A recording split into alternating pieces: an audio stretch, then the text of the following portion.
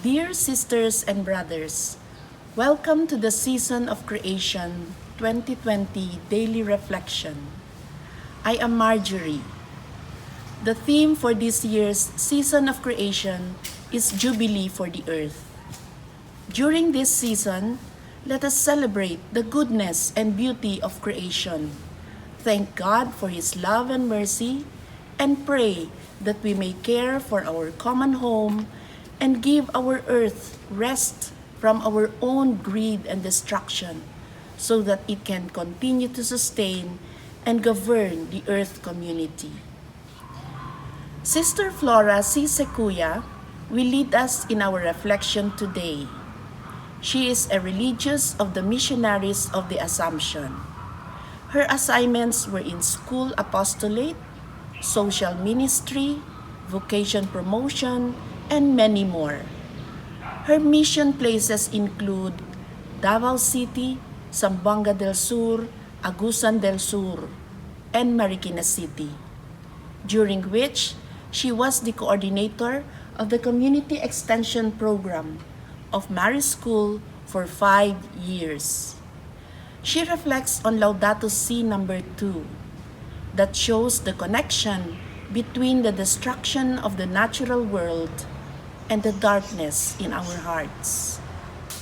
Laudato Si number 2 of Pope Francis states, "This sister now cries out to us because of the harm we have inflicted on her by our irresponsible use and abuse of the goods with which God has endowed her. We have come to see ourselves as her lords and masters, entitled to plunder her at will. The violence present in our hearts, wounded by sin, is also reflected in the symptoms of sickness evident in the soil, in the water, in the air, and in all forms of life. This is why the earth herself, burdened and laid waste, is among the most abandoned and maltreated of our poor. She groans in travail." From Romans chapter 8, verse 22.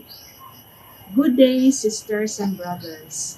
The trees, the wind, the flowers and vegetables, and everything and everyone around me now are all smiles for God's gift of life. Thank you, loving God. Genesis chapter 1, verse 31 says, "And God saw all that He had made, and it was very good." I remember some of the wonderful stories my father used to tell us when we were children. One of his stories, he said, that they came to our hometown by foot from the city, walking about 90 kilometers through the forest. There were no roads then in the 30s. They follow where the river led them. They enjoy the company of Philippine deer and probably several wildlife.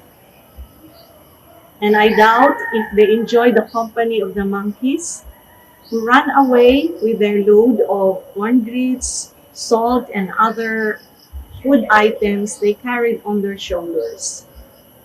My father used to tell us, "I was educated by the forest, and in the forest, it was my university." When I was little and growing up, since our home is by the highway, I witnessed on a daily basis logging trucks passing by one after another, loaded with giant trunks, maybe 3 to 5 trunks per truck, depending on the diameter of the trucks, which had been uh, an ordinary sight for me and a little bit disturbing for a growing child. I remember asking the questions, where are they bringing those and for what? I heard adults from around me who give these answers like, they are made into homes, buildings, churches, bridges, toys, and furnitures. I just nodded my head, but with more intriguing questions inside the innocent child, like, how are those transformed? I never asked where the trees are coming from because my hometown was forest covered. I could still picture out our town surrounded by mountains full of verdant green trees. It was very cold then, and all mornings are always foggy, and it often rained in my hometown. Beautiful and awesome to reminisce. The scene of logging trucks went on for years until there were no more forests, no more trees to cut. The trees were completely and irreversibly gone forever. Then next to the loggers came the miners, hurting again. Our green forest and our rich lands, including our waters, totally exploited and destroyed. Then in 2004, Pablo came and washed out almost all that was left. People's lives and people's livelihood were lost at a glance. It came as a big surprise for us because it never happened to us. It completed the devastation very easily because of the initial destruction brought about by logging and mining activities. My personal question now is, where is that impetus to destroy nature coming from? Where is that human drive to hack out resources to himself or herself, leaving nothing for the next generation to enjoy coming from? As I reflect on these questions, I begin to realize that it is rooted from the human desire to be master of all, to lord over other created beings, considered as objects to be used and not subjects to relate with equally. In other words, the sinfulness of human arrogance. Education and formation plays a vital role in the development of a humanity that dreams of bringing back the original spirituality of interconnectedness of all created beings. And one part of Mother Earth is sick, everyone gets sick. If the forest, the water, the land die, humans die with it.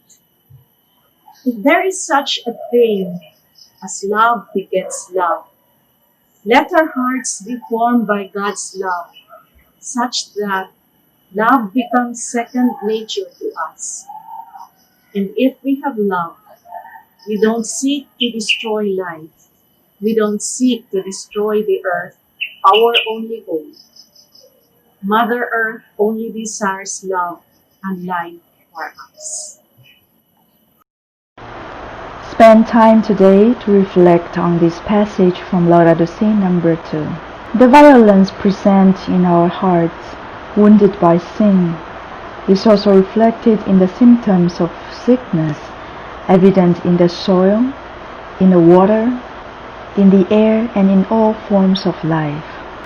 What can I do to develop a loving relationship with all creation? O God of the poor, help us to rescue the abandoned and forgotten of this earth, so precious in your eyes. Bring healing to our lives, that we may protect the world and not prey on it, that we may sow beauty, not pollution and destruction.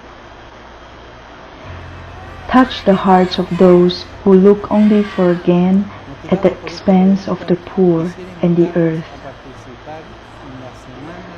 Creative Spirit, enlighten our hearts and remain with your world. May God, who established the dance of creation, who marveled at the lilies of the field, who transforms chaos to order, lead us to transform our lives and the Church, to reflect God's glory in creation. Amen. Demos la creación, don de nuestro buen Dios creador.